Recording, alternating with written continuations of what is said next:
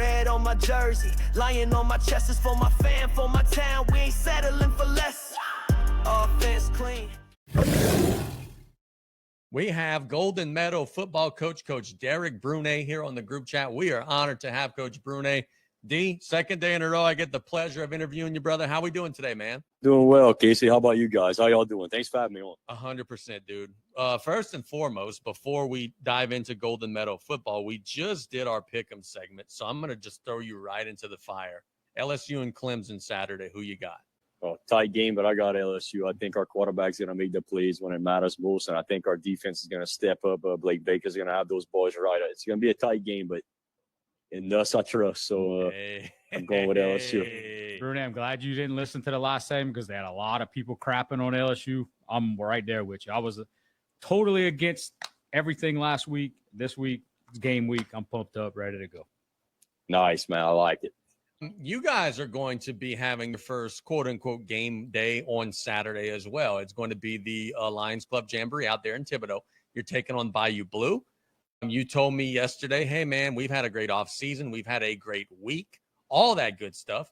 Tell me about the preparation and tell me about some things you were hoping to see when you guys take the field. We've had a terrific offseason. Those guys have been showing up every day and working hard.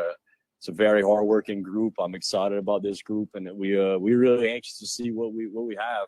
You know, when we take the field against another opponent, I know our guys are tired of hitting each other. They're ready to hit a fresh opponent, just like I know Bayou Blue is. So we couldn't be more excited. You know, everything's been going well. We've had a great week of practice thus far up to this point. We had a good practice today.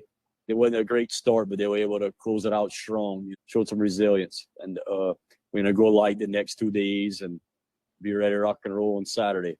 What we're hoping to see on Saturday, you just want to see you execute on all phases of the game. You know, offensively, we want to make sure we come in and out of the huddle in a timely manner, not getting delayed game penalties. Obviously, we don't want any false start penalties, don't want any illegal formations or any other illegal procedure penalties that could come out. You know, defensively, we want to make sure that we play an assignment football. You know, we want to make sure we crisp and clean on that side of the ball too. And we got some guys that are see ball, hit ball kind of guys. So we're excited to unleash them against a live opponent and really get them going. And then last but not least, special teams, man. Special teams can make or break a game at any level. And we just want to be crisp in all aspects. Hopefully we don't have to punt, but we want to just see a smooth kickoff team, kickoff return, you know, if we do have to punt, and then punt return. So we just want to see how we look in all phases of the game against a live opponent. And the Jamboree is a perfect opportunity to see what you do need to correct, what you do need to fix. Because it's one thing to look good against your scout offense and defense and in practice, but going against a live team that's ready to hit the ground running too is going to tell a lot about what we are, and is going to be able to identify places we need to improve. So we're excited. Coach, let me ask you this, man. You mentioned, hey, you got some guys that are ready to go. They're chomping at the bit.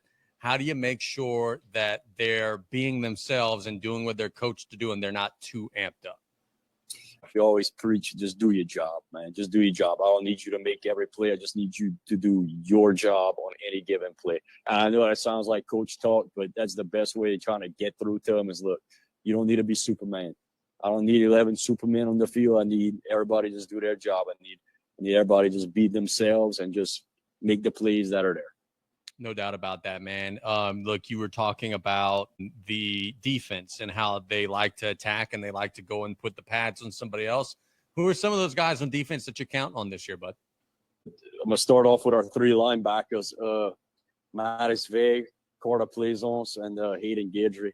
Those are three guys that started for us last year as seventh graders. So they're coming in with some experience, and they're gonna be our heavy hitters defensively. On the defensive line, we're gonna have a nice deep rotation with our linemen. We got Ryder, Doucet, Russ, Léger, Plaisance, Brian Buzzy guard, Paris Doucet, Andrew Billiard, Brock Bruce. So we're gonna have a good rotation on the defensive line. And then we got Kylan Kaiga playing safety. He's a fast guy. He could cover a lot of ground, and he could deliver a hit as well. And then at corners, we have a good rotation of four guys: Wyatt Gilbo, Chevy Hernandez, Judah Boggs, and Paris Doucet is also going to play some corners. So we got some guys coming back with some experience and playing, and they're exciting. Be real, man. How nervous are you, bro? Because look, I know you guys prepare. I know you guys are putting in all the time, but there's always going to be this little bit of, hey, I'm a kid and this is Christmas Eve and I see all them presents under the tree. How nervous and excited are you for Saturday to finally get here so you can see what you guys got to work on? Honestly, Casey and the rest of you guys, I'm not really nervous. I'm ready just to see where we need to go from here. What's the next step? Because, I mean, in year 3 as the head coach, the butterflies are kind of gone for most games, I'm just ready to see where we're at and what areas we need to improve upon. Highlight what we do well, what we didn't do so well, and what we found useful from the game. Really be self-reflective as a coaching staff, and then, translate that to the players and improve from there. I'm glad to hear Coach Brunet speaking like a true veteran, where 80% of everything makes him completely miserable. Well, welcome to the club, Coach. Hey, so Coach Brunet, I know I'm looking at your schedule right now, and I took a look at my basketball power schedule. Man, no easy weeks at all. I know, obviously, LCO scrimmage coming up. When is that? And then it looks like September 10th is going to be the first real live action taking on Raceland. Yes, sir. So our scrimmage against the Rose is going to be next Thursday. That's September 4th, I'm pretty sure. And we're looking forward to that. It's always fun to go and play your rival. And it's going to be fun to go match up with Coach Nancy Pierce. He's going to have those boys prepared. He's going to have that offense ready to rock and roll with all his different motions and shifts and everything like that. And if I know him and his coaching staff, their defense is going to be tough as well. So we're ready to go and try to line up toe-to-toe with them and see what we got. I thought we played them very close last year in all 3 matchups. I thought we had good showings. We obviously didn't get the result we wanted, but, it was a lot tougher matchup for the Rose than it was in the past few years, so it was very encouraging. I think we're a program headed in the right direction, and that's a credit to these boys that have been working hard. I mean, we've been at it since June 9th doing our summer conditioning program and then transitioning to, practice in late July and, August now. So we're looking forward to it. Like I said, always fun to play your rival, and always good to go out there and let those kids play and see what they got. And then not just your starters, but it's always good to see your younger kids play. They've been working hard too. It's good to get them out there live, game reps, and see where they can improve and see what areas they might be able to help you and they can step onto the field maybe this year. Coach, I know a lot of folks put a lot of thought and just a lot of care into that LCO scrimmage. But the takeaways as a coach, are you doing kind of the same thing in that scrimmage game as you are on Saturday? Or are you looking into things a little bit more at that point, being the first real live action is going to be the following week? Yeah, I think you're going to look into it a little bit more in depth. You might do a few more things that you probably won't do in the Jamboree. I mean, I'm sure I could speak for almost every coach in this parish. In the Jamboree, you're going very vanilla. You're not trying to show anybody anything because everybody's there. You're definitely probably going to open it up a little bit more against La Rose. I'm not going to say a whole lot, but I know Coach Pierce is going to run his base offense. We plan on running our base offense. Let's see who does it better. Let's see who executes, because that's what it's going to come down to, execution. You touched on exactly what I was going to ask, is that you got Bayou Blue this weekend. You play them in a parish game less than a month from now, September the 24th. Let's say you score a touchdown to tie it with a minute left. You're not running your best 2-point play, are you? You're saving that. You're saving that for week 3, aren't you? That's a tough one, man, because, boy, you want to win. Boy, you want to win so bad. Y'all know that as competitors, man. You want to win so bad. So I tell you what, Casey, I'll let you know when it happens. There you go. Brunet, I'll tell you this. If I'm at that game on Saturday and that you get in that position, you don't run that your good 2-point play, I'm going to find you, bro. We win at Golden Meadow. That's what I'm talking about, So, I mean, I hope y'all read between the lines with that answer. I was trying to keep it, close to the vest, but yeah, y'all know me better than that, man.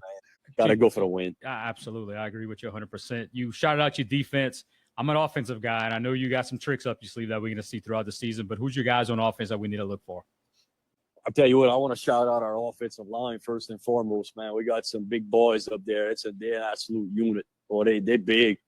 And we got some guys that can move up there, and they're strong, man. They're going to be a tough out for defenses, I think, and I'm hoping. They've looked very, very sharp throughout practices. And so it all starts with the offensive line. They do a very good job. So I'm going to shout those guys out. We got Brian Buzzigar at center. We got Javen Allen at a guard. We got Carter J. Plaisance at a guard. And then to cap it off, we got our tackles, Ryder, Doucet, and Russ, Léger. So we're looking forward to a big season from them so they could spring our backs. Our backs, man, I tell you what, we got a good blend of speed and power. We got a good blend of speed and power this year. You know, we probably had a little bit more speed last year, but this year I think it's a great blend. Our backs are Maddox Vegas, Carter W. Plaisance, and Hayden Guidry. And then we got Jacob Davis leading the charge at quarterback. Good deal, man. That's awesome, dude. And look, let me ask you this. Let's talk about special teams. At the middle school level, it doesn't get talked about a whole lot. But, dude, if you could punt the ball 20, 25 yards, 30 yards even, if you could, on the kickoff, boom it down the field, if you could cover kicks, if you could return kicks, all those little field position things matter so much, Derek. You know this because, look, middle school, very rarely do you see a field goal or anything like that. Every once in a while, you got a kicker that can make one. But by and large, it's a game of scoring touchdowns, and field position is a huge thing. How often do you guys rep special teams in practice? Every single day. We rep special teams in practice every single day. We cover a whole gamut: kickoff, kick return, punt return. Like you said, it's absolutely critical. It may seem something small to like the average fan, but man, if you could flip field position, like you said, by a punt or a kick return, or maybe you could recover an onside kick or things like that, you could swing the momentum of games that way. I mean, I've seen in my 13 years of coaching football that games have been won and lost a lot of times in special teams. So it is definitely important. Often overlooked, especially by casual fans, but it's very, very important. Derek, we give one of our co-hosts, Tommy Thibodaux, crap all the time because he's a big Baker Mayfield fan. I got to tell you, I remember way back when you telling me when he was in college, hey, Gisclair, I like this Mayfield dude. He's got attitude. He's tough. You've also always been a Mayfield fan. And right now, dude, in Tampa, he's the best quarterback in the division, bro. So kudos to you. I'm not going to give kudos to Tommy, but kudos to you, man. You stayed on the Baker train.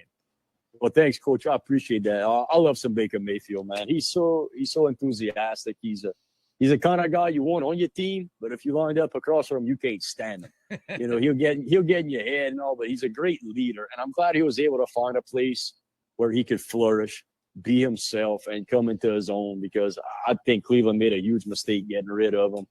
I mean, obviously that blew up in their face with their situation they're in now, but you know, I just don't think he was given the right fair shake. I mean, he's playing injured, leads them to the playoffs, and then all of a sudden they cast him aside for Deshaun Watson.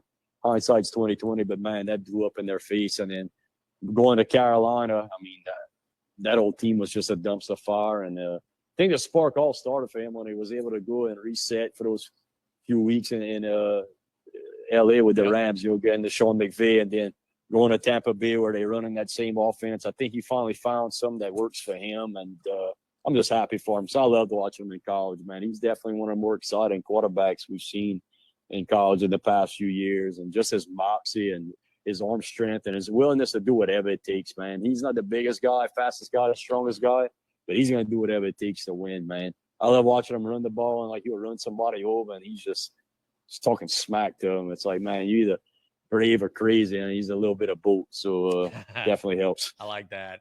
Look, dude, let me ask you this. I know you are a guy who is always studying social media and seeing what other people are saying.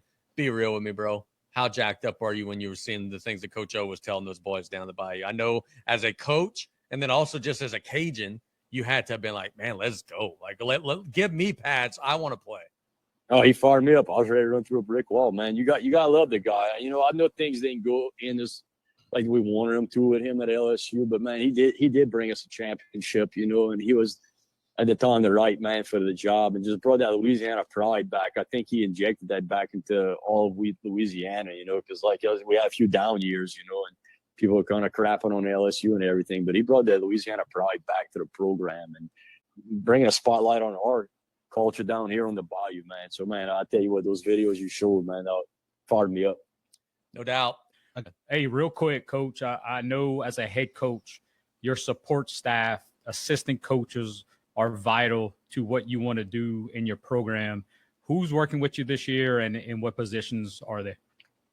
You nailed it right on the head. Let me tell you, I got some great assistant coaches with me. I've got Don Danos Jr. He's our defensive coordinator and special teams coordinator. He's been with me for now 8 years, coaching with me. We're very tight. He does a fantastic job with our defense. And then we got Scott Chauvin. He's our defensive line coach, and he helps out with the backs and everything. Scott does a little bit of everything.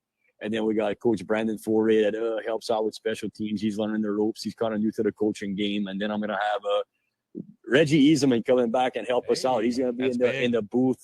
He's going to be in the booth providing feedback to the coaching staff, offensive, defensive, special teams, providing us with real-time intel, from up there. And just being able to see things that maybe we might miss on the field. So, having him come back with us, that's going to be a treat. We love the guy. And I just want to shout out those coaches. I thank them so much for their time, their effort, and everything they bring to the program, because I could not do it without them. And I could not do it without them. They are such a big help to me. They lift a lot of burdens off my shoulder. So I'm very, very thankful for our coaching staff, a great group of guys. Yeah. Hey, Coach Brunet, real quick question, just kind of shifting gears here. We were just talking before we had you on air about just how excited we are. College football's here. Can't wait for Saturday. It's game day, baby. Week 1, this and that. Can't wait to see what LSU does to Clemson. Man, how are you as a coach running this program? How are you handling? Because I know you hear the kids talk in the locker room. I know you hear these boys talk on the field. You got football guys. They got to be super jacked up about the weekend. How are you handling the distraction, the potential distraction of, hey, we got our own game to worry about this Saturday. Y'all need to not be talking about Texas and Ohio State right now. Y'all need to not be worried about LSU. We got to take care of our business before you worry about that. How are you handling that distraction? Not everybody's a football guy, but the guys that do like football, they probably into all the Saturday games before we head on the bus and everything. But I just told them straight up on Monday, it's business. It's all about business over here. You step into our practice facility and our practice field, it's all about us. It's all about us. It ain't about no Ohio State, no Texas, LSU, Clemson. It's not even about the other team that we played against. It's about us. It's about us. And I tell them a line from my mentor, Coach Brian Kiro, talk is cheap, man. Talk is cheap. It don't mean nothing. It don't mean nothing. So that's what I told them, and they buy into the message. They know the expectation here, because what we have now is a group of 8th graders that have been with me for this their 3rd year. So they've been with me every year. I've been the head coach, so they know the message. They preaching it to the younger guys too. They know the expectation. Good deal. Do you have a book of quotes from Coach Kiro? And if so, can I buy it? Man, I tell you what, I might have to compile one because I got so many of them. Man, I have so many fond memories coaching with Coach Kiro. We had a good time, man. I couldn't ask for a better mentor when I was, coaching at the middle school level. He taught me a lot, and I definitely had some fun coaching with him. It was some good times. I'm not going to put Coach Brunet on the spot, but he does an excellent Coach Kiro impression.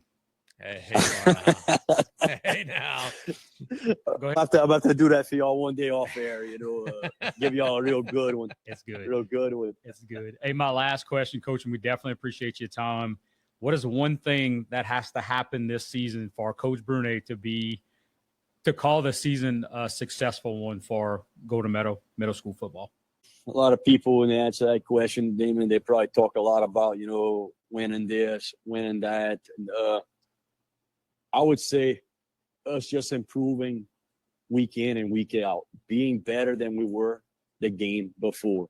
If we focus on doing what we have to do on each play to win the play, to dominate the rep, the scoreboard is going to take care of itself. So I'm not going to put a number of wins we need or this or that. I just want to see us improve each week, and the result's going to take care of itself if we do that. Good. Be good, Coach. Y'all go kick some Saturday, bro. Good luck. All right, guys. Hey, thanks for having me on. I appreciate it. I thoroughly enjoyed it. Hey, we're going to make this a weekly thing, man. We're going to do some Lions content and make sure it gets out to our fans. Sounds good, guys. I'm in. Thank y'all. Thanks. Yep. That's Coach Derek Brunet. I want to say something real quick.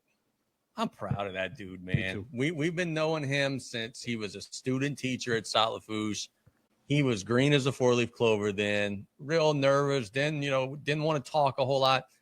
He's turned into a really good coach. And, we already knew he was a really good dude. That was never a question.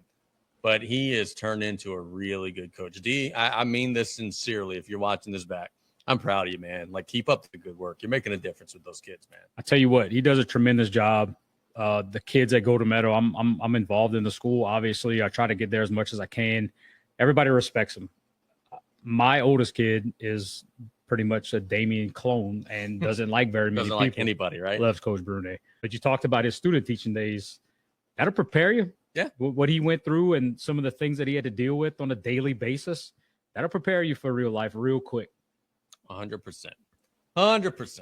I love that question too, by the way, Turtle, because if I were playing for Golden Meadow, knowing as much of a sports nerd as I was at that age, I would have a hard time focusing on like, oh, we got to go play Bayou Blue. Like, like I hope it's over before 7. Like I want to go watch LSU. Like I would have a hard time focusing. So I think that was a really good question. Like, how do you get those guys to zero in on what you have to do when there's all sorts of stuff that's going to be going viral around you on Saturday? And you know there's going to be some whispers. You know there's going to be like, who the hell scheduled this? There's going to be some chirping of, why we got to go do this on a Saturday period. On top of that, opening Saturday of college football. Maybe overthinking this. I don't know how many of them kids actually watch that. You'd be surprised at the number. Look, geeks like us, 1,000%. Yeah. Think you got a lot of them kids that probably, it's whatever. But here's the thing. Like, I know a kid like for instance, and Nick brought him up earlier, Ace Alamo. If the Golden Meadow game runs through 6:30, he's going to be in the huddle on his phone watching LSU.